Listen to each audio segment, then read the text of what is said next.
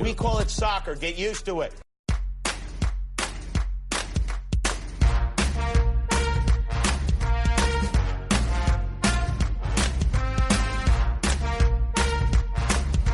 Se llama soccer.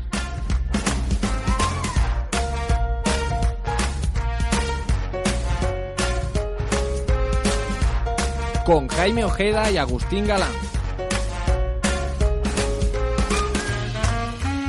Hola, ¿qué tal? ¿Cómo están? Bienvenidos al podcast de Se llama Soccer. Les habla Jaime Ojeda en el episodio número 35 de la temporada. Estamos ya en la recta final de la MLS, con la temporada regular llegando a su fase final y en donde hemos podido ver durante todo el año, y especialmente en las últimas semanas, unos arbitrajes bastante deficientes. Este va a ser uno de los temas que tocaremos en la primera parte del programa, siempre después de haber repasado lo ocurrido en la última jornada de partidos, donde tuvimos el regreso de Carlos Vela a los terrenos de juego. Atlanta certificó su clasificación a los playoffs y LA Galaxy se sacudió el polvo, se quitó de encima el peso de las últimas semanas y goleó a Kansas.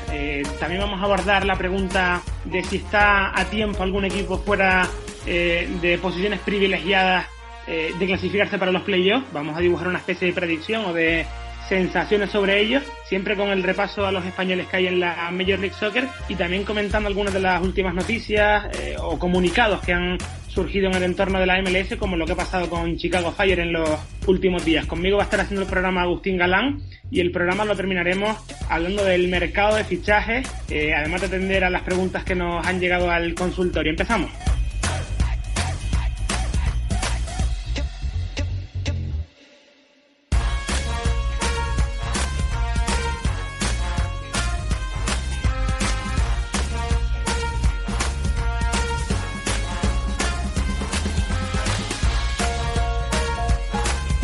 Quedan 20 días para que se juegue ese famoso Decision Day de la MLS, las últimas jornadas de liga. Agustín, muy buenas, y es poco menos de 13 semanas de calendario. Sí, muy buenas, 3 semanas, y hay algunos equipos que todavía van a tener que jugar en 3 semanas para ponerse al día, con lo cual tenemos ahora mismo la parte buena de la temporada a punto de llegar. Ya se está viendo que hay muchos partidos que huelen a playoffs por la intensidad, porque son bastante trabados, así que poquito a poco nos vamos metiendo en harina. Y empezamos repasando resultados de la semana, si quieres, al más puro estilo carrusel. ¿Querías hacer o cómo? Sí, no, porque muchas veces son tantos partidos que terminamos pasando por encima de muchos y hay equipos a los que prácticamente no nombramos durante toda la temporada, durante todo el año. Así que vamos a resumir todos los partidos que ha habido esta última semana. Empezamos con los del miércoles, que hubo 4, y allí New York City empató a 1 con Toronto, Houston 2, Minnesota 0, Colorado 2, LA Galaxy 1 y Salt Lake 1, San José 0. De estos, ¿hay alguno que te haya llamado mucho la atención? Bueno, sí es verdad que el empate de New York City contra Toronto me pareció sorprendente, no por el resultado en sí, sino por la forma de acabar el partido, que es que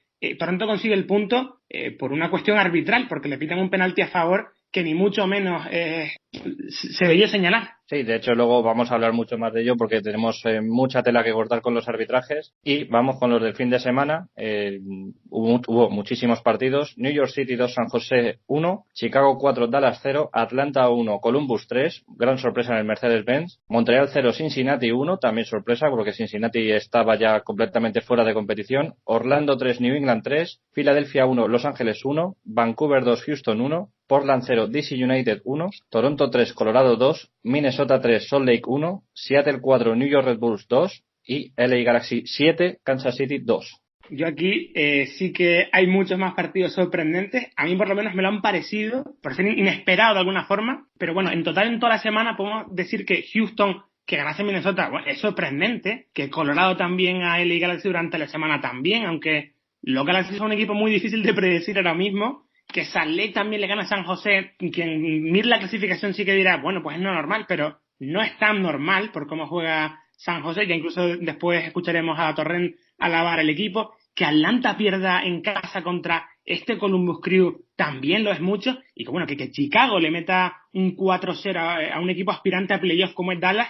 siempre es sorprendente, además de esa victoria, por ejemplo, de Cincinnati en Montreal, ¿no? Desde luego, y luego también hay un partido que tuvo muchos goles, como es el Orlando 3, New England 3, que iba ganando 3-0 New England, y a partir de ahí remontó Orlando, si mal no recuerdo. Sí, es verdad. Quizás lo mejor es empezar por los partidos más destacados de la semana también, empezar hablando de ese Philadelphia-Los Ángeles Fútbol Club, el mejor partido, ¿no? el que tenía más cartel para esta jornada. Acabó en empate a 1 el día que Carlos Vela regresaba a los terrenos de juego después de superar esa lesión que le tuvo, pues ya no sé cuántas semanas, pero algunas en la enfermería, y el resultado creo que viene a reflejar un poco lo igualado que estuvo el partido más allá del marcador, ¿no? Tanto en el dominio del balón, de las oportunidades que ambos fueron creando. Quizá Los Ángeles fuera un pelín superior, eso creo que queda ya una interpretación libre de cada uno, pero es que incluso en el reparto de protagonismo que tuvieron sus dos referentes goleadores, que son Vela y Chibuco, fue el mismo, con un gol para cada jugador. Sí, quizás Los Ángeles, como tú dices, puede haber sido mejor en el cómputo global del partido, pero lo empezó siendo muy presionado por los Union, y de hecho el gol de Chibuco llegó muy pronto, y a partir de ahí al equipo le costó mucho volver a meterse en el partido. Estaba muy espeso, muy pesado en todo momento. Se notaba que venían muchos jugadores de la fecha FIFA, Vela de esas 2 semanas ausente por lesión después del derbi de Los Ángeles, y se vio que era un partido de los que se va a encontrar el equipo de Bob Bradley a partir de ahora en los playoffs. Van a querer intentar que no generen fútbol en el centro del campo, van a presionar mucho a Tuesta, a Key, a Blessing, y van a jugar mucho con sus errores, con lo cual se necesita una versión mucho más afilada, y eso se notó, y de hecho Filadelfia estuvo cerca de llevarse la victoria, aunque al final Vela siguió con su racha goleadora, lleva ya 28 goles, sigue luchando por la bota de oro como líder ahora mismo, y a mí creo que para mí es bastante destacable que Fabián no estuvo ni siquiera en la convocatoria por un acto de indisciplina. Uy, pues ¿qué ha pasado? Porque yo no me he enterado, ¿eh? Pues por lo que he estado viendo por periodistas que siguen la actualidad de los Union, faltó a una reunión del equipo el pasado viernes, y Jim Curtin fue tajante y lo dejó totalmente fuera, ya no solo del once titular, sino ni siquiera en el banquillo. Un mensaje a uno de los líderes de las vacas sagradas, podría decirse, de Filadelfia. Y que en las últimas semanas lo estaba haciendo bastante bien, es verdad. Estaba retomando ese nivel que se esperaba que tuviese desde el principio de temporada cuando llegó de Alemania. Ahora ya lo había conseguido, pues mira, llega justo ahora ese break para él por indisciplina. Además, en el partido noté mucho la presencia de Carlos Vela, ¿eh? Los Ángeles es un equipo muy diferente con y sin él, y sin merecerlo tanto, ojo, que sin el mexicano es verdad que pierde muchos enteros, como vimos las últimas jornadas, pero sigue siendo un muy buen equipo cuando no está Vela. Pero yo incluso diría que Los Ángeles es uno de los mejores equipos del año, uno de los que mejor fútbol ha jugado, pero a nivel mundial estoy hablando. Yo creo que esa superioridad y esa efectividad yo no la he visto en muchos equipos este año 2019. Yo te diría que a lo mejor que ya he visto a la Juventus en Italia, a Defensa y Justicia en Argentina, que se hablaba mucho de el buen año que han tenido, aunque al final perdieron la Liga, luego tanto el Liverpool como el Manchester City en Inglaterra, y creo que ya está. En ese combinado de superioridad en juego y efectividad, creo que no habrá muchos equipos que entren en este grupo en el que yo al menos meto a Los Ángeles. Sí, desde luego, han conseguido jugar con mucha fluidez, hacer que semana a semana ellos supieran que iban a ganar los partidos, a convertirlos en un hábito, una rutina más, que no es nada fácil, y lo estamos viendo ahora mismo. El Liverpool está con ritmo de crucero, pero porque están sus piezas muy bien engrasadas, está en el punto dulce el proyecto de Jürgen Klopp, igual que lo está ahora mismo el de Bob Bradley, o como estaba el año pasado la Juventus en la Serie italiana. Es una de las cosas que hace disfrutar de ver semana tras semana partidos de temporada regular que a lo mejor se pueden hacer bastante pesados, pero ayuda a ver cómo el equipo funciona bien y es muy armónico. Estas últimas 2 semanas, a raíz de esa lesión de Vela y que se ha juntado todo, la clasificación automática para playoffs, el hecho de que el Supporter Shield vaya a ser cuestión de tiempo, de hecho ya esta semana tenían alguna opción matemática pero no han podido concretarla, pues eso ha llevado a un pequeño bajón, pero ha sido uno de los equipos que más se ha podido disfrutar esta temporada, sin lugar a dudas. Y aún así, estamos poniendo mucho por las nubes a Los Ángeles, de forma merecida, por supuesto, pero yo no hay semana en la que no quiera apuntar lo que está haciendo Filadelfia esta temporada. Es verdad que ni mucho menos se acerca a lo que hace Los Ángeles, pero es que hay que recordar que tiene uno de los presupuestos más bajos de la competición en 2019, que su roster es muy modesto en comparación con otros, y aún así es muy capaz de competirle en este partido al equipo aurinegro y de ponerle en aprietos, además de pelear por esa primera posición de la conferencia claro, y es algo que incluso la propia gente de Filadelfia, yo creo que se están dando cuenta. El otro día se llenó por completo el el estadio, un poco más de 20.000 personas, si no estoy equivocado, y no es la primera vez este año, y se refleja en que hay muy buena comunión entre el equipo y afición. Desde luego, y la figura de Jim Curtin sale muy, muy reforzada. Ya comentábamos en semanas anteriores que en su momento llegó a estar discutido, pero ha conseguido en silencio y con piezas bastante discretas, porque no tiene un jugador que destaque sobre el resto de una forma apabullante, generar un equipo que tiene una dinámica también muy buena y es capaz de competir con cualquiera, sea Atlanta, sea New York City o sea Los Ángeles Fútbol Club en este caso. Y eso se ha notado también en el hecho de que a lo mejor puede haber entrenadores que si se cargan a su jugador franquicia, como ha hecho ahora mismo Jim Curtin con Fabián, pues se le echaría encima la prensa, se le echaría encima la afición también. Y no me tengo que ir muy lejos, me pongo en el lugar de, por ejemplo, si Guillermo Barros hiciera eso con Ibrahimovic o si Fran de Boer hiciera eso con Joseph Martínez, pues se liaría bastante. Pero ahora mismo Jim Curtin está en un nivel de autoridad tal que puede prescindir de sus mejores jugadores y no sale afectado el colectivo, ni mucho menos, y tampoco su imagen. Uh-huh. Te iba a preguntar, ¿tú crees que Filadelfia es el equipo sorpresa del año, por encima quizá de Minnesota, un poco de San José también? Sí, para mí sí. Yo creo que es el equipo que puede estar ya más tranquilo, pase lo que pase en el resto de temporada. No creo que nadie le vaya a exigir nada más en los playoffs y su año en la temporada regular ha sido tan bueno que creo que ya el 2019 es un éxito rotundo para un equipo como los Juniors. Y que en 2020 seguramente, ahora mismo no estoy del todo seguro en cómo se pueden repartir los cupos a final de temporada y si al final puede haber alguna sorpresa, pero acabarán entrando en la Champions, en Filadelfia, que tanto ellos como Los Ángeles están clasificados para la postemporada, y otro equipo que ya lo está también de forma matemática es Atlanta United, y todo pese a haber perdido en el fin de semana contra Columbus, que ya lo dijimos antes, 1-3 en casa. Extraña mucho por las diferencias que ha habido a lo largo del año y que todavía hay entre los equipos de Porter y de Boer, y también porque Atlanta empieza ganando el partido y se deja remontar en la segunda parte en apenas 5 o 10 minutos, y todo pese a haber llevado la iniciativa durante mucho rato y no haber sufrido en defensa. Desde luego. Además, hay que recordar que Atlanta se ha metido, a pesar de estas derrotas, gracias a la derrota a su vez de Montreal, que no pudo ganar en casa contra Cincinnati, que también es un palo bastante grande para el equipo canadiense, y eso fue lo que permitió que los de Frank de Boer se fueran con un pequeño premio, pero fue una noche también para olvidar. Y si estaba espeso en Los Ángeles en el partido contra Filadelfia, multiplícalo por 3 en el caso de Atlanta. También llegaban de fecha FIFA, tenían una baja muy importante que era la de González Pírez en defensa, y ha habido una pequeña desconexión también de la competición. Han estado 2 semanas sin jugar y eso lo han terminado notando contra un equipo como Columbus, que yo creo que han infravalorado del todo, porque es un equipo que individualmente puede seguir teniendo su calidad y su capacidad, lo que pasa es que colectivamente no han funcionado en todo el año, y eso lo han sabido aprovechar muy bien el equipo de Caleb Porter esta semana para llevarse un triunfo en el que han marcado jugadores como Sardes, que estaba siendo muy criticado esta temporada. Sí, nosotros mismos criticábamos a Sardes la semana pasada. Bueno, yo no lo criticabas tú, lo criticaba también un oyente.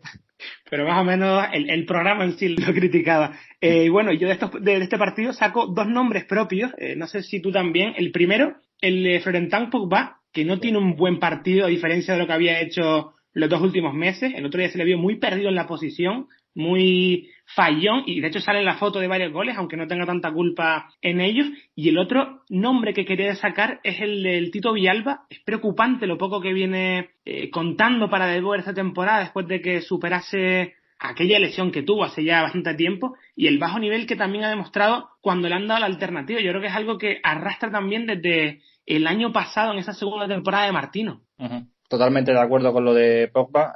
Creo que su nivel no era tan bueno como venía avisando en las semanas anteriores, pero tampoco es tan malo como para generar 2 goles en contra, que es lo que ha hecho esta semana contra los Crew. Y en cuanto a Villalba, también es que juega en su contra el hecho de que sus 2 potenciales rivales por tener un hueco en el 11, sobre todo el de la banda derecha, Julian Gressel, uno de los mejores jugadores de la liga, y en el otro lado está Justin Meram, con lo cual es muy difícil entrar en su lugar, hacerlo bien, hacerlo a la altura de los titulares y seguir contando con confianza de cara a futuros partidos. Creo que es un año en el que Villalba debe empezar a asumir que va a ser un jugador de refresco de cara a los playoffs, intentar aprovechar esos poquitos minutos que vaya a tener, va a tener muchos menos que con el Tata, también porque su estado de forma es distinto al de 2018, y a partir del año que viene intentar cambiar el chip de alguna manera para volver a meterse en dinámica desde el primer día. Uh-huh. Y volver a ser un socio de un jugador que es Joseph Martínez, que por cierto lleva 14 partidos consecutivos marcando goles, 19 en ese periodo y 24 en la temporada regular. Es un escándalo. No, es un escándalo, y lo más escandaloso de todo es que esta semana ha salido él perdiendo en la lucha por la bota de oro, así que imagínate cómo están los demás. Pues sí, claro, es que la pelea, vamos, es asombrosa porque hablamos de goleadores y hay que hablar evidentemente de Zlatan Ibrahimovic, hat-trick del sueco de Los Ángeles Galaxy este fin de semana en ese touchdown contra Kansas, como bromeaba el equipo en redes sociales, y que narraron así en Estados Unidos. Hay una mano, la pide Gustavo Barros Esqueloto, pero no marcaron nada. La tiene Ibra de cara al arco, tira de zurda, gol. ¡Gol!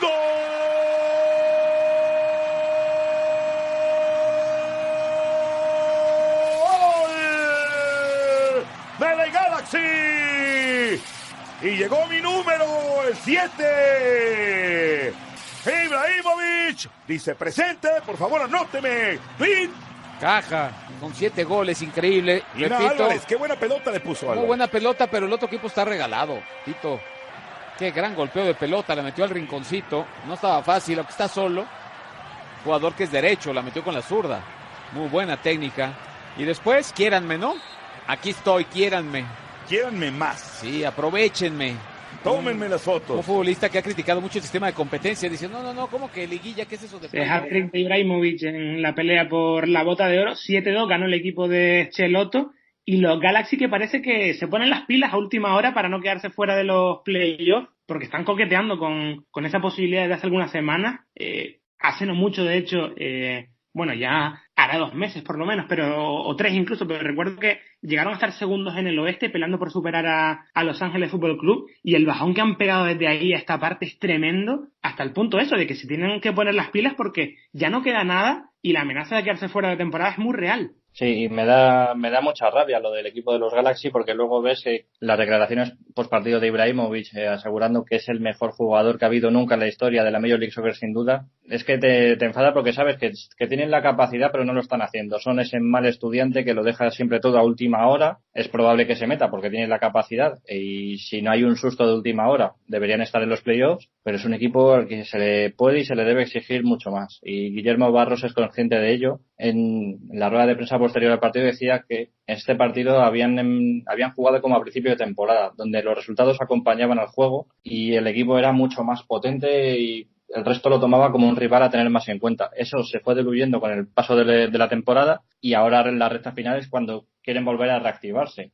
Creo que van a tener suerte, pero han jugado con fuego durante muchísimo tiempo. En este caso ha venido muy bien, sobre todo de cara a la afición. Ya hemos escuchado, lo importante no era el comentario del gol de Ibrahimovic, sino cómo lo celebraba el estadio en Carson, porque no ha sido un año en el que hayan gozado mucho, que digamos. Y de todas formas, a su favor juega que ya tienen recuperado a Jet desde hace varias jornadas y que parece que está entonado. El otro día marcó un doblete. A Pavón se le ve muy acoplado al equipo, parece haber caído de pie en el Galaxy, y el resto de los componentes de ataque parece que funcionan con matices, porque hay partidos en los que no parece engrasado del todo, y también, claro, están a punto de recuperar a Alessandrini, que el otro día dijeron que esa lesión del cruzado que le ha tenido todo el año apartado ya estaba en su fase final, que pronto se incorporaría al equipo, y son buenas noticias en ataque, pero que es que donde de verdad urge una mejora es en defensa, porque si no, de verdad que las van a pasar canutas en los playoffs, como ya les ocurrirá en muchos partidos de temporada regular. Por eso precisamente están tan abajo en la clasificación, aunque ahora con la victoria esta han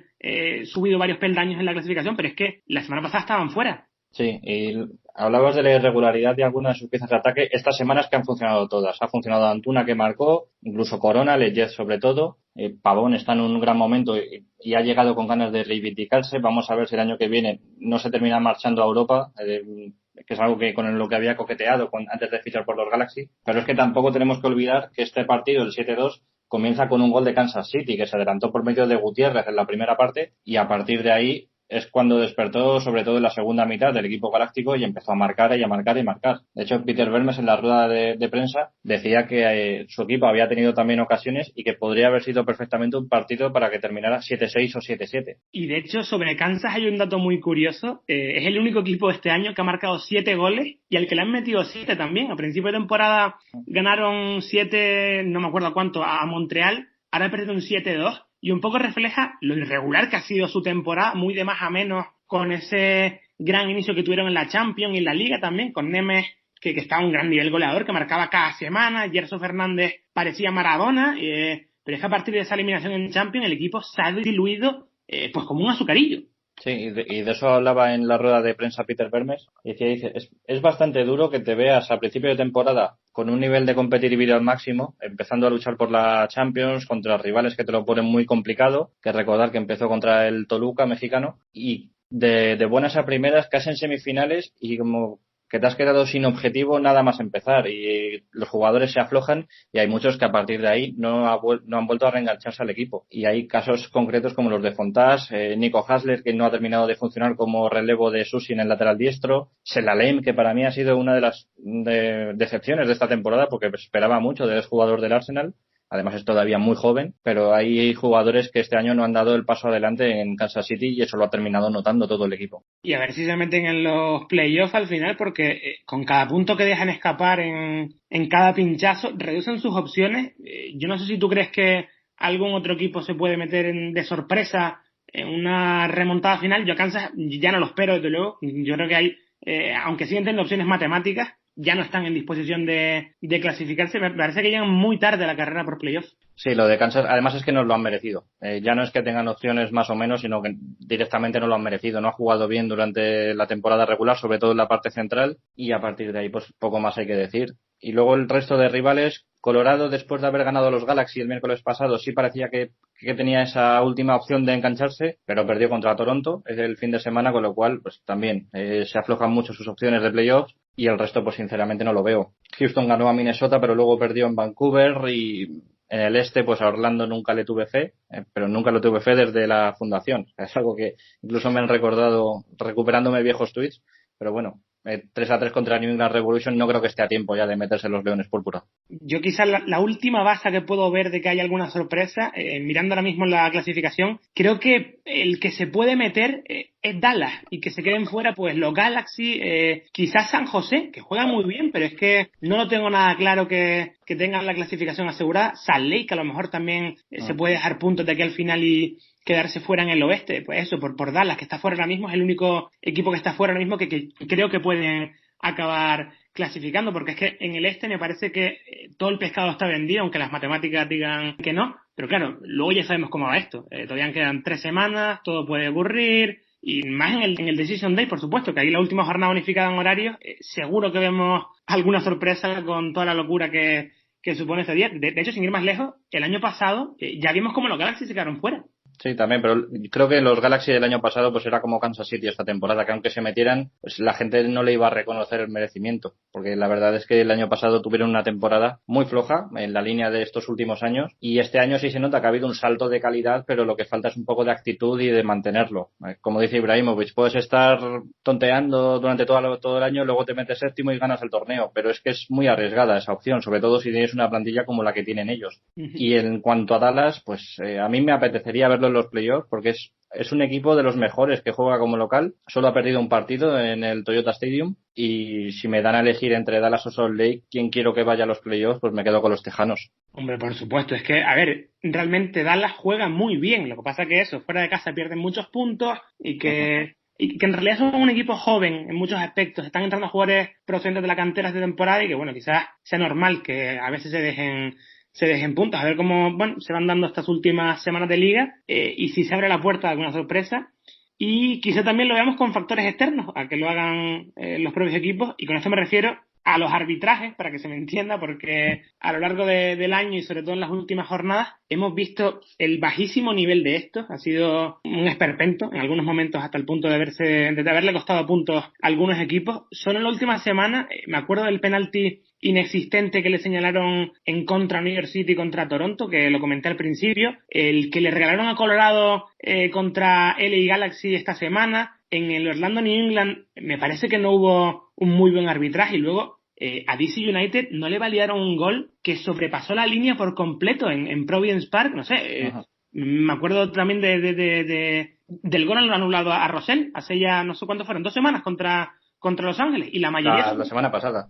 Claro, la semana pasada, y la mayoría son decisiones que con la tecnología de gol, o incluso pues con el VAR mismamente, que está instalado, se pueden corregir si es que el árbitro lo falla, pero es que lo alucinante es que los árbitros no sean capaces de mejorar con el apoyo del VAR. No, y de hecho la MLS siempre se ha caracterizado y se ha vanagloriado de ser pionera. De hecho fue una de las primeras que introdujo el VAR junto con Holanda antes de que las grandes ligas europeas o la propia Champions League lo hiciera, y siempre decía que estaba un paso por delante, pero ahora mismo prácticamente todas las grandes ligas tienen VAR y la MLS no tiene la tecnología de la línea de gol que sí ayuda objetivamente a dejar claro si un balón ha entrado o no, porque con el VAR en un penalti pues siempre deja abierta la puerta a la interpretación del colegiado, pero la tecnología de la línea de gol es lo más objetivo y lo más justo que puede haber en el fútbol. Pues la MLS no lo tiene. Y luego el nivel del arbitraje es bajísimo, lo vienen denunciando entrenadores, jugadores, y a mí me sorprende que siempre que veo los partidos más destacados de la jornada, aparecen muchos de ellos un árbitro que para mí ya está caducado, como Baldomero Toledo, que es uno de los restos de la MLS antigua, que si la MLS quiere modernizarse ya tiene que empezar a meter caras nuevas. Alan Chapman, el irlandés, funcionó muy bien. Robert Sivica también me parece que es uno de los árbitros más honestos que hay.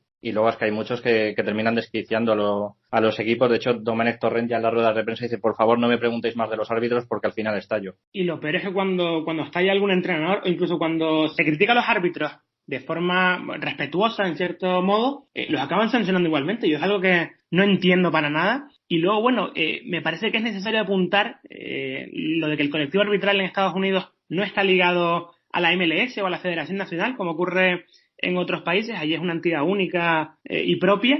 Y no sé si esto tiene algo que ver. Yo creo que la Major League Soccer no solo tiene que mirar por el buen espectáculo y mejorar el nivel de jugadores y equipos, sino también por el de los arbitrajes que no están a la altura y que al final manchan el espectáculo. Si la organización de árbitros tiene muchas cosas buenas, que solamente las tenga, también tiene que cambiar otras cosas y quizá la MLS tenga que meter mano ahí de alguna forma también. Sí, o la MLS o la propia Federación Estadounidense.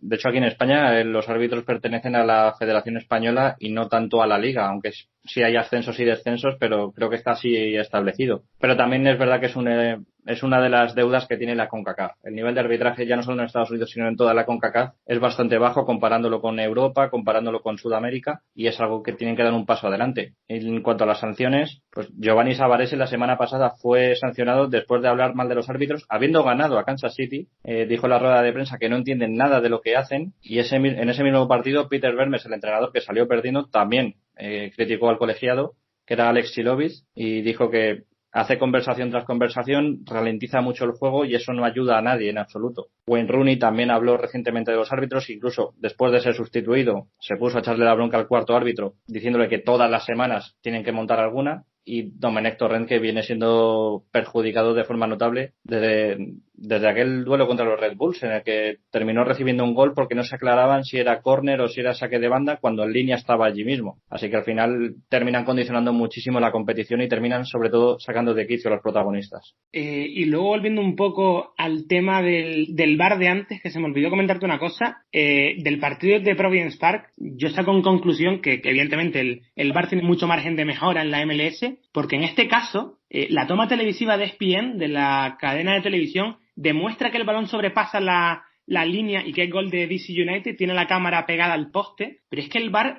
según se excusan desde allí, no tenían una toma tan buena como esa, y entonces yo digo, ¿cómo es posible que un canal de televisión tenga una toma mejor que el propio VAR? Yo es que no entiendo esto tampoco. Sí, bueno, también otro tema a debatir es el de los realizadores de los partidos de fútbol en Estados Unidos, porque se nota ahí, en estos pequeños detalles donde se nota que la cultura futbolística no está tan arraigada como a lo mejor puede estar en Latinoamérica o en Europa, siendo Inglaterra el país en el que mejor realización televisiva hay, sin lugar a dudas, pero se ven muchos partidos que de repente te meten una toma que no tienen nada que ver y no sé cuál será el despliegue de cámaras, pero muchas veces me parece que es muy limitado y que tienen muy pocas opciones los árbitros. Bueno, a ver si de cara a la temporada que viene o si un poco más a medio plazo se van corrigiendo estos errores y vemos un mayor espectáculo también por parte de los árbitros. Y entrando ya en la sección dedicada a los españoles que hay en la MLS, comenzamos por Domenech Torrent y su New York City. Otra buena semana para el ex de Pep Guardiola. 2 partidos en el Yankee Stadium y uno que acabó en empate contra Toronto y una victoria contra San José para seguir en lo alto de la conferencia este.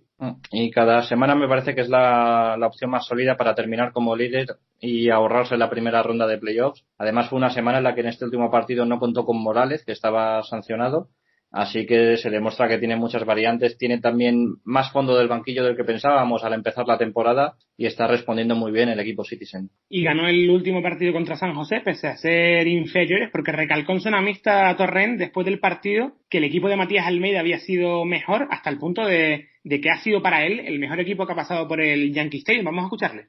De acuerdo, no es que jugaron un poco mejor, jugaron mucho mejor, mucho mejor que nosotros. El partido estaba de su lado, sí que solo habían llegado una vez y marcaron, esto es verdad, y nosotros jugando a ráfagas podíamos haber marcado antes, pero estoy de acuerdo, jugaron mucho mejor. El ajuste fue fácil porque durante la semana trabajamos que no quería bolas verticales o frontales porque ellos marcan al hombre, no te puedes ni girar, robaban balones. El ajuste fue que Isma, como pasó en el segundo gol, y Gas jugaran más abiertos, que recibieran el balón abiertos, que tenían más visibilidad y allí tienen la calidad del 1 contra 1 los dos y que Mitri picara el espacio. El claro ejemplo fue el segundo gol, que agarra el balón, Isma se va para adentro, baja a recibir Tati y aprovecha el espacio. Pero ellos presionaban muy bien. Yo para mí es el mejor equipo que ha pasado por aquí, sin duda, no tengo ninguna duda. Porque la gente cuando habla de San José solo habla que marcan al hombre, que es cierto, que es muy incómodo. Pero no hablan lo bien que juegan a fútbol y con la confianza que juegan a fútbol. San José juega muy bien a fútbol. Es muy buen equipo. Me ha gustado muchísimo. Nos ha puesto muchos aprietos. Hemos tenido que ajustar la presión en el segundo tiempo porque Joel y el otro holding midfielder iban solos. Ajustamos un poco la presión porque jugaban solos y movían muy bien el balón. Pero es el equipo, aquí ha pasado el líder, LA, con jugadores de una calidad incontrastable como Carlos Vela y tal, pero si me dices el equipo que me ha gustado más de los que ha pasado en Yankee Stadium, yo te digo San José.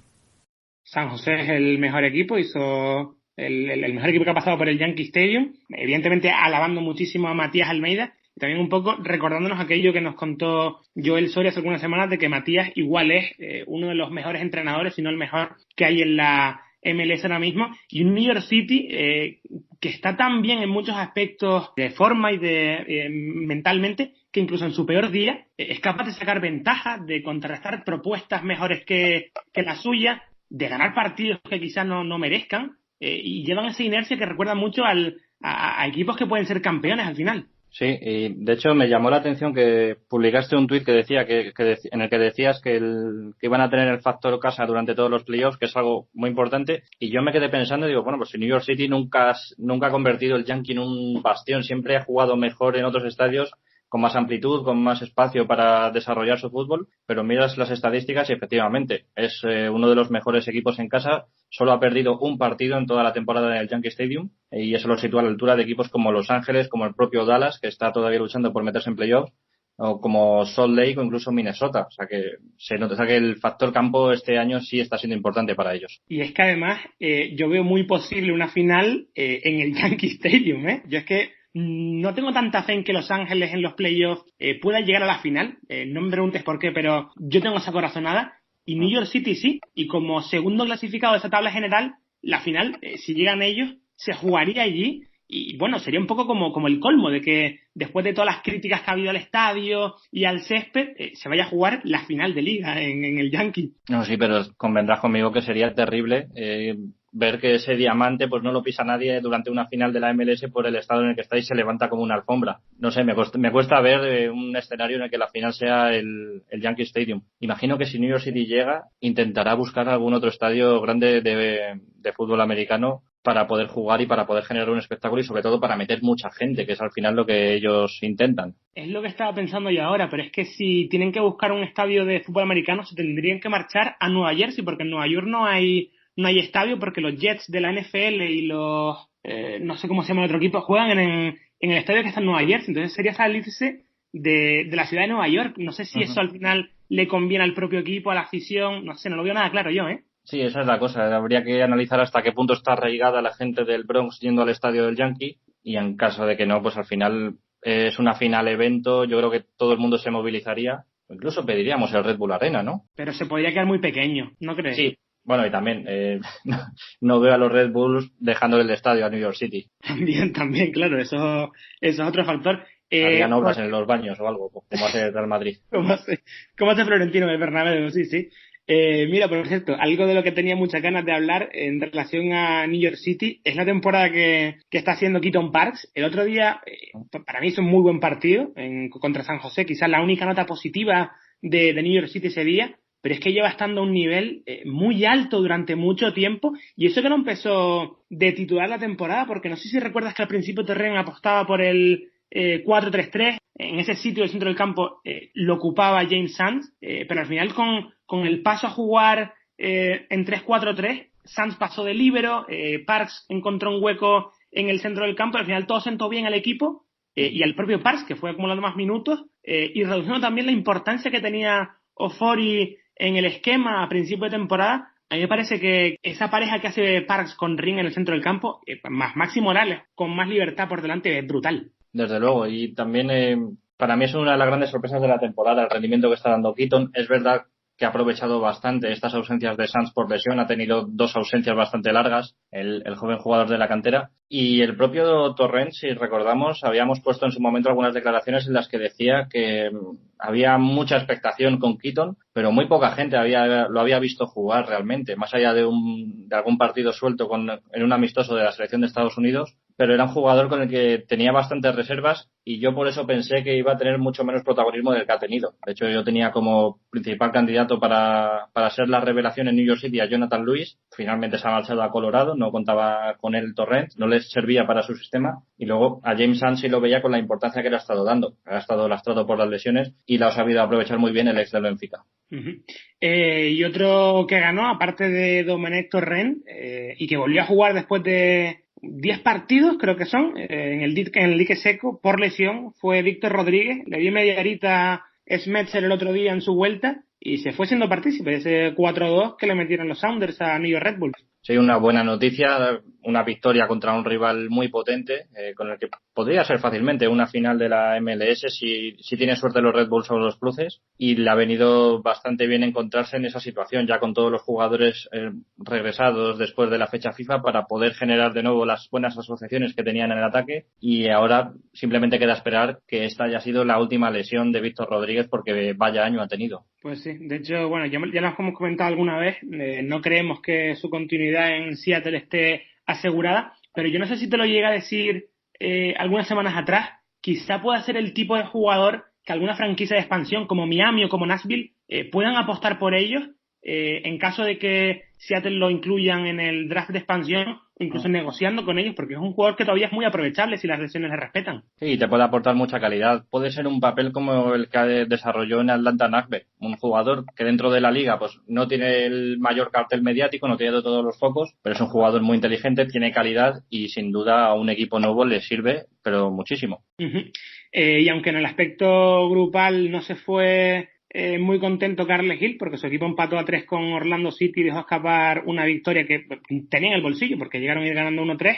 Pues bueno, en lo personal, Hill se fue de una jornada muy buena, que contribuyó con 2 asistencias en ese punto que rescató New England de Florida. Y se vio como los Revolution, cuando están jugando 11 contra 11 sin ningún problema, pues sí son mucho más peligrosos y generan más. Marcó Bow y es un equipo que está bastante activo. Lo que pasa que la semana pasada, pues lo que venimos avisando, el arbitraje terminó cargándose el partido antes de tiempo y eso lo terminó pagando el equipo de Bruce Arena, donde Hill sigue siendo muy importante y ahora lo vuelve a colocar de nuevo como jugador por la banda derecha. Ya no lo sitúa como media punta ni como jugador en el doble pivote, vuelve a esa posición en la derecha que quizás es la más clásica para él. Y no sé si te has fijado, en Twitter esta semana dije un poco mis predicciones a premios individuales del año y puse a Carles Hill como mejor recién llegado a la MLS esta temporada. No sé si coincides conmigo en que puede ganar ese premio o igual crees que hay otro por encima de él. Puede ser. Haciendo así memoria de forma improvisada, pues se me ocurre también Ever, el delantero de New York City, aunque ahora estando lesionado quizá pierda un poquito de fuelle. Y pues no veo mucho más jugadores nuevos que hayan tenido impacto. Quizá a Pavón le puede pesar no haber llegado pronto. Antuna también podría ser otro candidato. Bueno, habría que mirar. Déjame una semana para hacer los deberes. Venga, te la dejo.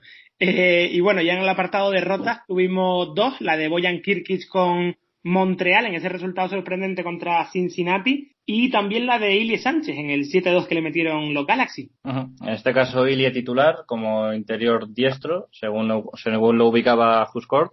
Sufrió bastante, evidentemente, porque fue un vendaval, sobre todo con Ibrahimovic con sus 3 goles, y aquello no había forma de pararlo. No fue el partido para brillar, ni mucho menos. El único que se salvó un poco de la quema fue Gutiérrez por ese doblete que hizo al principio y al final, pero vamos, un partido para tachar de la memoria de Kansas City. Y ya sin jugar se quedaron Oriol Rosell con Orlando, John Erice con Vancouver otra vez y Fontás, aunque esta vez por lesión y no por decisión técnica. Algo que sorprende lo de Erice, eso sí, no lo de Fontás, porque parecía que volvió un poco a la titularidad, que volvía a jugar después de aquel parón, de aquel castigo que le impuso Marc Dos Santos, pero bueno, al final se vuelve a quedar otra vez fuera de los planes. Sí, también, como la temporada de Vancouver está terminada, pues no sé ya qué responde cada cambio de Marc Dos Santos. Imagino que quiere ir viendo opciones. Es probable que siga la temporada que viene el entrenador y Erice también, porque tiene contrato. Así que veremos cuál es esa situación. Este final de temporada simplemente buscarán que pase lo más rápido posible, intentar sacar alguna buena conclusión de aquí a que termine el Decision Day, pero muy poquito más. Y en el caso de Fontás, estaba mirando que ciertos aficionados de Kansas City, aparte del hartazgo por ver cómo no están funcionando los jugadores, no solo él, sino los que decíamos antes, el Alem, Hassler, Croisset también tiene bastantes detractores esta temporada, pues ha sido una semana en la que ha habido 5 jugadores del primer equipo que han jugado con el filial, con South Park. Y mucha gente se preguntaba si de no haber estado lesionado, si Fontás hubiera sido bajado a ese equipo en el que en su momento ya estuvo otro español como Cristian Lobato. Hombre, pues igual en el caso de Fontás, por la categoría que ha tenido, haber pasado por equipos como el Barcelona o en el Celta de Vigo, que en la última época siempre ha estado metido muy arriba y peleando por cosas importantes, igual habría sido un poco humillante, ¿no? Sí, es un palo muy duro. De hecho, ahora mismo los aficionados lo único que hacen es fijarse en el sueldo que tiene, un 1,05 millones de dólares, y no están para nada contentos con el rendimiento que se ha visto, y para él hubiera sido pues un varapalo terrible. Así que vamos a ver cómo termina. Son molestias en el tendón de Aquiles lo que tiene. No parece que sea grave, es algo que ya incluso ha dejado fuera de algún partido de Ibrahimovic, pero no es una rotura. O sea, no es algo que sea serio para dejarlo todo un año fuera. Por cierto, comentabas ahora el sueldo que tiene Fontás, lo desconocía. Yo no sabía que tuviese un sueldo. Bueno, sabía que tenía un sueldo alto, pero no que llegase a $1 millón. Se le va pues casi un cuarto de presupuesto en el sueldo de Fontás solo, del presupuesto que se le asigna a los jugadores que no son jugadores franquicia. Es una pasada, ¿eh? Es una pasada, y además Kansas City no es uno de los equipos que más suele gastar. Nunca tiene grandes estrellas a nivel de Jovinko, Pozuelo, Ibrahimovic y compañía, y por eso es tan llamativo y tan chocante. Bueno, y siguiendo por las noticias que nos dejó la MLS esta semana, la primera de ellas es una de mucho calibre porque es la confirmación del nuevo rumbo que va a tomar Chicago Fire a partir de ahora. Ha habido trasvase de poderes en el grupo propietario. Andrew Hauptman ha dejado de serlo y entra ahora Joe Mansueto, que ha comprado el 100% de la administración, además de haberse confirmado también en el mismo comunicado pues lo que era un secreto a voces. El equipo se muda al centro de la ciudad y jugará a partir de 2020 en el Soldier Field, y esto sin duda es una gran noticia, por fin. Es una gran noticia porque puede acercar a más gente al estadio, es mucho más grande, tiene más capacidad, tiene mucho trabajo que hacer Chicago Fire en términos de mercadotecnia para hacerse visible dentro de una ciudad en la que ha pasado desapercibido los últimos años, y no creo que vaya a ser un cambio muy radical porque Joe Mansueto ya poseía el 49% del equipo de la franquicia desde hace unos años, y lo único que ha hecho ha sido ahora comprar el paquete completo. Y por cierto, antes estaba mirando un poco la biografía de Mansueto, y me ha llamado la atención que, aparte de ser un multimillonario, que evidentemente tienes que serlo para tener un equipo en la MLS, he mirado y él se construyó su propia casa en Lincoln City, una casa imagino que será bastante grande, y está a 20 minutos en coche del Soldier Field. Estaba al doble de distancia en el anterior estadio, así que a lo mejor eso ha tenido que ver para tenerlo un poquito más cerca. Ahora va caminando a ver a Chicago Fire, vaya, simplemente para tenerlo más cerca al equipo. Bueno, y sobre este cambio precisamente habló el entrenador de Chicago Fire, Veljko Paunovic, sobre el cambio de propietarios y del futuro que está a punto de venir en Chicago Fire. Vamos a escuchar las palabras en inglés del técnico serbio para saber cómo afrontan esto que ha pasado allí. Everything what happens around the club, around the team, it affects in some way, but it's the way how you channel that and the way how you deal with that. I think we always had our approach that we have to fix football. We have to fix soccer, and that's something that means there are a lot of things to do around, you know. So there is definitely a good spirit, good expectation about what's coming for the club, and moving to the city helps tons. And also seeing our fans coming back, it's important. Still, we have a good job to do about that in the future. But you know, the team, the players, they always think about the future, never have their heads in the present. So we have to always shift and work on that. No, always focus on the next game. But the future is good for the club, and that also definitely helps the players to have good expectations. Dice ahí Paunovic que el siguiente paso es el siguiente partido, que no miran más allá, pero que las expectativas de cara al próximo año son muy altas, tanto de jugadores como del cuerpo técnico, y desde luego que para mí son altas. Van a volver al centro de la ciudad, que es muy importante, de donde llevan fuera más de 12 años, si no me equivoco, o eso era el tiempo que llevaba Hauman como administrador, no lo sé, no estoy seguro, pero en cualquier caso está muy bien la vuelta al Soldier Field, y a ver si con esto vuelven a traer al público masivo, porque en Bridgeview estaba muy vacío siempre el estadio, y con la llegada de Mansueto al Fire también sí se reconduce el mal rumbo que ha tenido los últimos años el equipo con Paunovic, porque solo han entrado una temporada playoff, y es un dato malísimo para una franquicia que gasta tantísimo dinero cada año, que es que hay que recordar que este año tienen el segundo presupuesto más alto en salarios de toda la liga, y están donde están ahora mismo, fuera de playoff, bastante descolgados, no se van a meter, y algo, bueno, va a cambiar en la parte estructural de la franquicia, pero también tiene que haber un cambio deportivo radical. No, desde luego. Yo creo que a Chicago le va a venir muy bien el momento en el que Schweinsteiger decida colgar las botas definitivamente. Es uno de estos jugadores que ha llegado ya en su etapa crepuscular, y en esta escala que hemos creado de Lampard-Villa, para saber si un jugador cuando llega de Europa está más cerca de Frank Lampard o de Villa, creo que Schweinsteiger está muchísimo más cerca del rendimiento que ofreció Frankie Lampard, y no ha dejado mucha huella en Chicago, más allá de que se ha convertido también en una especie de influencer, un poco al estilo Andrea Pirlo cuando estaba en New York City, pero deportivamente no ha aportado mucho, siendo el jugador que ha tenido más capacidad. Lo que pasa es que el físico ya no le daba para más.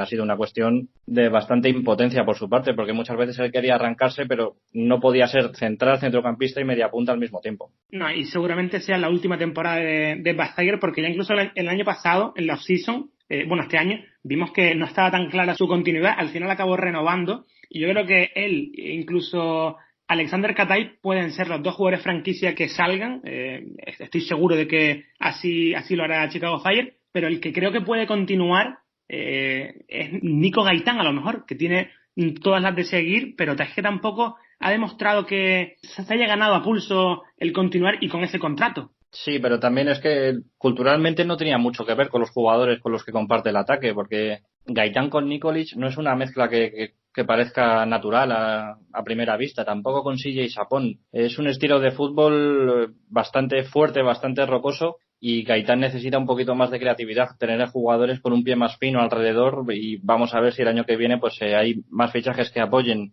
una transición liderada por Gaitán, o si va a haber otros jugadores que puedan ser también, pues como están siendo este año Sapón o Nikolic, que son los que al final se echan el equipo a la espalda cuando marcan goles, aunque lo de Nikolic cada vez es menor su importancia dentro del equipo. Algo tiene que cambiar. Bueno, pero lo que parece que no va a cambiar es el nombre del equipo, ¿eh? No sé si se lo leí a Paul Tenor esta semana en Twitter, no lo recuerdo, pero parece que Mansueto es de los que abogan por mantener el nombre del Fire y no cambiar a ese Chicago City que se barajó los últimos meses. Bueno, tú estarás contento con eso, ¿no? Yo contentísimo, vaya, yo es algo que esperaba que se diese, vamos, que se cambiase a Chicago City, habría sido lo que hubiera precipitado mi abandono total por la MLS. Bueno. Yo espero que mejoren un poquito el SEO, o que hablen con alguien de Google para que deje de aparecer ya la serie de los bomberos y aparezca el equipo en primer lugar. Tiene mucho trabajo que hacer Chicago Fire en términos de marca para volver a posicionarla como algo atractivo. Desde luego.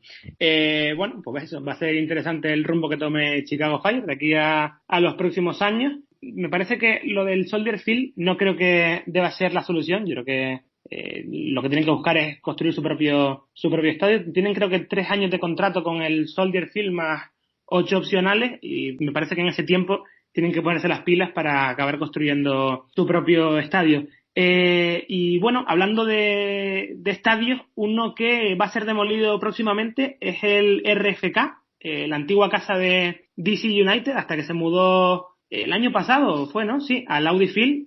Durante más de 20 años fue su estadio local, también del equipo de la NFL, de los Nationals de la MLB, y eso va a suceder a finales de 2021. Se va a terminar de demoler, según anunciaron funcionarios locales de Washington DC, y todo es para convertirlo en un espacio recreativo y para eventos, si no me equivoco, ¿no? Sí, habían preguntado, el propietario de los Redskins preguntó al alcalde si había la posibilidad de construir un nuevo estadio en ese mismo lugar, pero rápidamente el alcalde le dijo: olvidaos, porque voy a hacer como un parque, un espacio natural de ahí dentro de la ciudad, y se cae una parte de la historia del deporte estadounidense desde los años 60, que fue cuando se construyó, inaugurado en el 61 como DC Stadium. En el 69 ya le cambiaron el nombre a RFK, y hasta el año que viene en el que será demolido y pasará a la historia. En el caso de DC United, pues fue uno de los estadios protagonistas de los primeros pasos de la MLS, porque DC ha sido una de las franquicias más exitosas desde el inicio. Luego es verdad que ha tenido cierto declive, pero no deja de haber sido una parte muy importante también de la historia de la liga.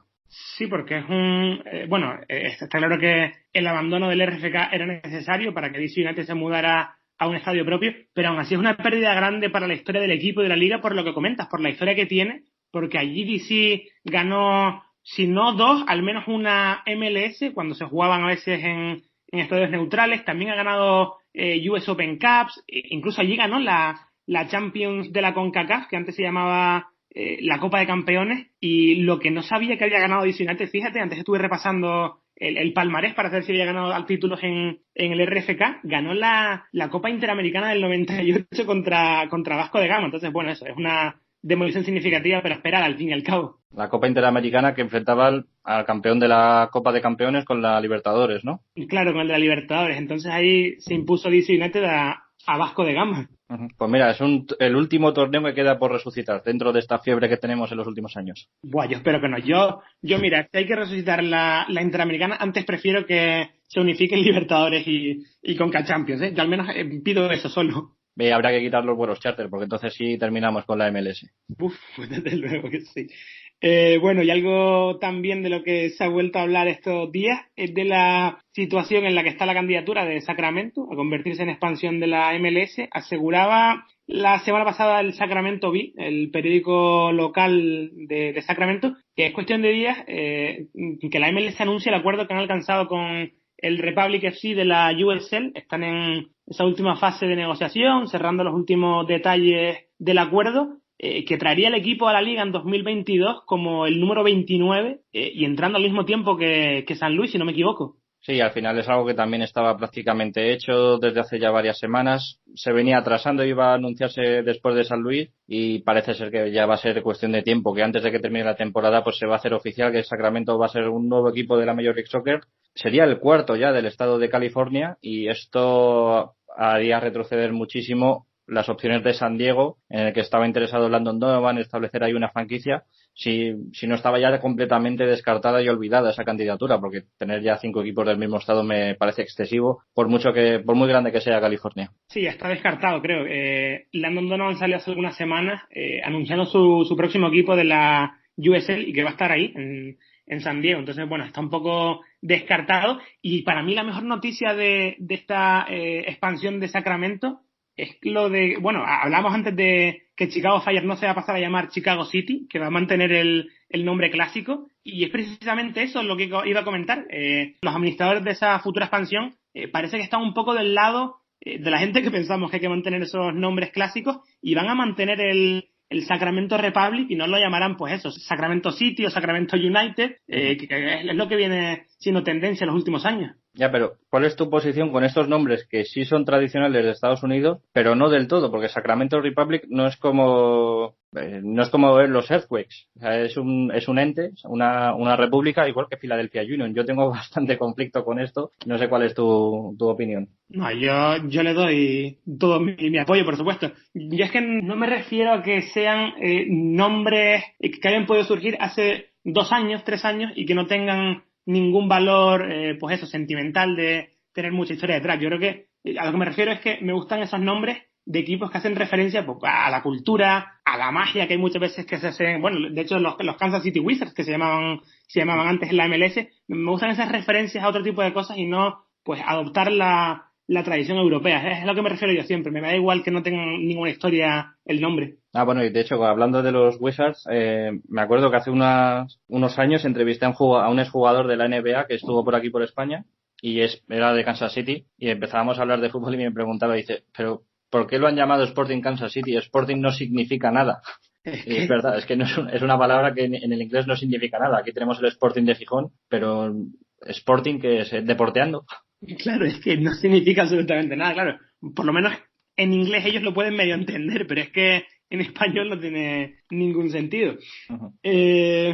Entonces con lo de Sacramento la situación pues quedaría, para hacer un poco un dibujo de lo que se puede imaginar el oyente, ahora mismo hay 24 equipos, en 2020 pasamos a 26 con Miami y Nashville, 2021 entra Austin y serían 27, y ya en 2002 llegaríamos a los 29 con San Luis y Sacramento, y solo faltaría un cupo para los 30, que yo no sé tú, pero creo que se irían a los 32 mínimo, pero me parece que es algo de lo que ya hemos debatido en algunos otros programas, ¿no? Sí, además parece que está hecho. Está muy entusiasmado Don Garber, está mucho más centrado en la expansión que en arreglar el tema de los arbitrajes, por ejemplo, y creo que va a apuntar ya a los 32 directamente. Uh-huh.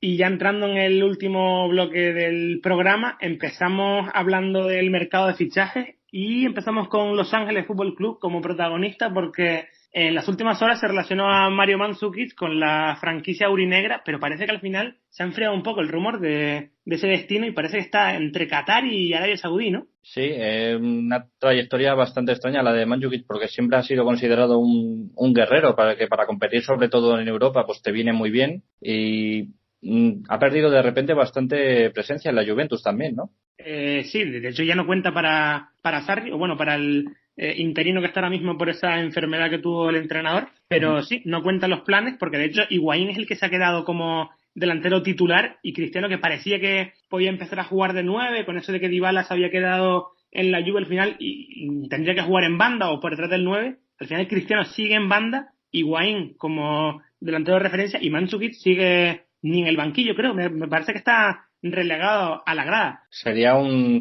fichaje interesante para la MLS porque Mandzukic no sería de los que se callaría mucho y seguro que al primer vuelo charter pondría ya el grito en el cielo. Sí, desde luego. Pero de todas formas, yo no le veo mucho sentido al fichaje, ¿eh? O sea, quiero decir, Los Ángeles Fútbol Club ya tiene los 3 cupos de jugadores franquicias llenos, no tiene espacio para Mandzukic y no estoy seguro de que puedan rebajar contratos con el TAM para hacerle hueco al serbio. Entonces, no creo que al final vaya a llegar. Pero el rumor era con Los Ángeles Fútbol Club o con los Galaxy, porque yo vi que estaba relacionado con Los Ángeles, pero luego no me detuve mucho allí. Yo creo que era con los... Bueno, es que ahora me estás haciendo dudar, pero yo juraría que era con Los Ángeles Fútbol Club y aún así, con LA Galaxy tampoco lo veo tan claro. O sea, están en la misma situación. Los 3 cupos de jugadores franquicia los tienen llenos, quizá para la próxima temporada, vale, pueda liberar alguno, el de Alessandrino, incluso el de Ibrahimovic, que no tengo yo nada claro que pueda continuar en la MLS.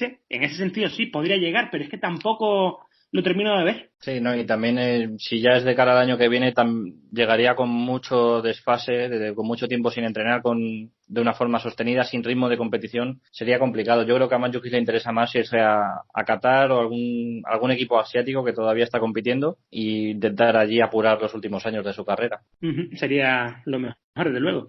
Y de una punta a otra, de Los Ángeles a Miami, hablamos del mercado del Inter de Miami porque David Beckham ha estado haciendo una especie de tour europeo estos días con el objetivo de cerrar o al menos avanzar a algún fichaje de renombre como el de Cavani, Suárez o quién sabe si Miami, si Messi, al final, y de hecho ha publicado varias fotos Beckham con el dueño del Paris Saint-Germain en Instagram, así que igual el mercado para esta temporada 2020 va más enfocado al del PSG y no tanto al del Fútbol Club Barcelona. No sé, pero la prensa catalana se ha vuelto loca durante la última semana, diciendo que venía por todo Beckham, que se iba a llevar a Suárez y a Messi de forma inmediata. Y luego también apareció una fotografía de Beckham en el estadio del Tottenham, estuvo siguiendo allí un partido de los Spurs y también lo vinculaban. Dice, no, está en Inglaterra porque va a negociar con no sé quién que está relacionado con Messi.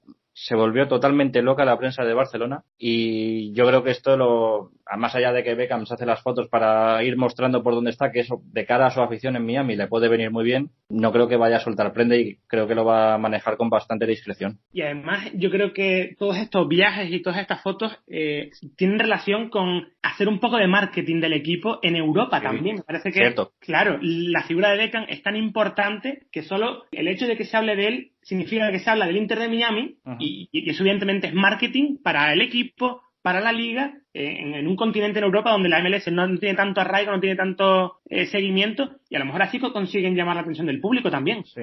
No, desde luego, la eterna confusión que había entre Miami Fútbol Club y Inter Miami, en Barcelona ya te digo yo que les ha quedado muy claro qué equipo es cada uno. Clarísimo. El equipo de Ricardo Silva ya no vuelve a aparecer en la prensa nunca más, ¿eh? No, desapareció y bueno, ahí sigue compitiendo en la NPSL. De hecho compite como Miami Chu. Hasta el año pasado lo hacía, no sé si esta próxima temporada lo va a seguir haciendo, pero hizo un poco lo que los Cosmos pusieron y dice, bueno, vamos a competir aquí en esta competición amateur y le ponemos el 2 para que parezca que es el filial, mientras el equipo mayor ya veremos dónde reaparece, si es que reaparece. Si es que reaparece, exactamente. Bueno, y esta semana también se juega la final de la Leagues Cup, ese Tigres Cruz Azul en la final que se va a jugar en Las Vegas, en Nevada, el próximo miércoles 18, de hecho, mañana mismo que estamos grabando, y a ver si Cruz Azul levanta un título importante porque creo que son muchísimos años de sequía. Bueno, ya van asomándose por finales, el año pasado ya llegaban a finales, han ganado la Supercopa MX contra el Necaxa, que es un título menor, incluso en México las aficiones no lo reconocen, sobre todo si lo pierden, y la Leagues Cup pues va a ser más de lo mismo. El que lo pierda pues dirá, bueno, esto es un torneo que se han montado en Estados Unidos para ganar dinero y ya está. Ahora mismo Tigres para mí es el gran favorito, sobre todo porque Cruz Azul, dentro de esa dinámica en la que siempre le sucede algo al pobre conjunto cementero, pues hace un par de 10 días destituyeron a Pedro Caixinha, que puede ser el entrenador que más y mejor trabajo haya hecho en los últimos años por Cruz Azul, y han puesto en su lugar a Robert Siboldi, que en su momento fue campeón con el Santos, pero vamos a ver cómo puede trabajar con el equipo celeste. Y además es que la llegada de Caixinha a Cruz Azul transformó un poco el equipo después de que Paco Gémez lo dejara pues eso, un poco herido de muerte por su paso por allí, y lo revitalizó un poco. A mí me extraña muchísimo que lo hayan echado tan pronto. Es que llegó hace ¿cuánto? ¿1 año y medio a lo mejor? Sí, no, pero la paciencia es algo que no se estila, y en la Liga Mexicana mucho menos. Y ya para ir terminando, vamos con la sección del consultorio. Tenemos preguntas de Alberto Cristóbal, y en la primera dice que por qué no le dan oportunidades a Emmanuel Xavi. Yo entiendo que habla de la selección absoluta. Está jugando en Dinamarca o en Noruega, si no me equivoco. Ahora mismo no lo tengo del todo ubicado, pero sí es verdad que hace no mucho llegué a su perfil en Transfermarkt. Vi hace poco que estaba teniendo buenas cifras goleadoras, pero claro, yo no lo he visto desde que apareciera en categorías inferiores con Estados Unidos. Bueno, y tú también me parece que has comentado partidos del Mundial Juvenil que él jugó, creo. Yo, pues eso, lo que le he visto no me llama mucho la atención para considerarlo como un jugador que pueda llegar a la absoluta. Pues si comenté algún partido de Xavi, te juro que no lo recuerdo. No tengo constancia de haberlo tenido en algún partido de los que me haya tocado hacer a mí. Y de hecho quería que la pregunta la respondieras tú, porque tú lo tienes más fresco desde que estuvo por Las Palmas. Ah, pues es verdad. Pasó por no sé si por el primer filial. No, pasó por Las Palmas, por el segundo filial. Y recuerdo que sin pena ni gloria, ¿verdad? Fue un movimiento extrañísimo. De hecho, te pregunté a ti, me acuerdo, cuando fichó por Las Palmas, que si sabías algo de él. Y la verdad que eso, fue un fichaje muy extraño, no cuajó nada, se terminó marchando, no sé si a los 6 meses. Llegó también, si no recuerdo mal, en la misma época en la que llegó Ronaldo Peña, que ahora está en Houston Dynamo. Yo creo que, pues eso, para la Liga Absoluta no creo que no tenga nivel, creo que tenemos que hablar muchísimo respecto a lo que le hemos visto alguna vez. Y a no ser que ya lo haya hecho y que Berhalter no lo tenga en cuenta porque no quiere, no creo que lo vayamos a ver. No, de hecho, no sé si creo que ya no estará en edad para jugar ni siquiera los Juegos Olímpicos con Estados Unidos, por lo menos el preolímpico, que todavía tiene que clasificarse. Bueno, el preolímpico es sub-23, ahora mismo no manejo la edad que tiene Xavi. Bueno, igual sí que tiene menos de 23, porque el último mundial sub-20 que yo recuerdo haberle visto fue el de hace 2 años, con lo cual igual sí que tiene edad todavía, ¿no? A ver, sí, 24 de diciembre del 97 son 21 años, Sí. con lo cual todavía está en el rango de ser detectado por la selección estadounidense y a lo mejor verlo por lo menos en el preolímpico y si se clasifican igual en Tokio. Esperemos, hablaremos de ello pues eso, en enero, en marzo, cuando esté a punto de disputarse ese preolímpico de la CONCACAF para los Juegos Olímpicos, a ver si entra Emanuel Sabio o no. Y luego la otra pregunta de Alberto es en relación a Diego Palacios, el último fichaje de Los Ángeles, lateral izquierdo, el que acabó descartando al Barça para jugar en la MLS. Y nos dice que por qué aún no ha debutado y bueno, yo es algo que desconozco, ahí me pilla por sorpresa. Hombre, yo creo que este año, estando ya el equipo en la fase en la que está, no está para muchos experimentos Bob Bradley. De hecho, hay un jugador también, Fito Zelaya, no está teniendo mucho protagonismo. De hecho, no sé si llegaron a cortarlo incluso. No sé si sigue ahora mismo en la plantilla Fito Zelaya. Está cedido en las Vegas Lights, en la USL. Ah, cierto. Algo me sonaba de que lo había leído hace poco. Jugadores como Josh Pérez y Adrián Pérez les está costando bastante entrar y ahora que están clasificados, pues sí tienen más minutos porque llevan en la dinámica todo el año y creo que el lateral izquierdo por ahora está bien cubierto con Harvey y con Mohamed. Yo creo que el fichaje de Palacios es algo más enfocado a 2020 de forma directa. Sí, quizá de cara a la próxima temporada sea cuando empecemos a verle contar con algunos minutos más en la plantilla de Bob Bradley. Nos quedamos sin contenidos, Agustín, los consumimos todos ya y bueno, hasta aquí llegamos en principio, salvo que quieras comentar algo más. No, pues se nos ha acabado por esta semana las ideas, la semana que viene volveremos con algunas nuevas, empezaré a mirar esos fichajes para ver cuál ha sido el mejor de esta temporada y por lo menos ya volvemos a estar los martes. Pues sí, ya por lo menos grabamos los martes. ¿No te da la sensación de que hemos grabado muchísimo tiempo? A mí se me ha hecho bastante largo el programa de hoy, ¿eh? Sí, hoy hemos estado bastante. Sí, a ver cuánto dura al final, seguro que la gente se lo pasa bien. Pues nos despedimos aquí entonces, un abrazo. Un abrazo, hasta la próxima.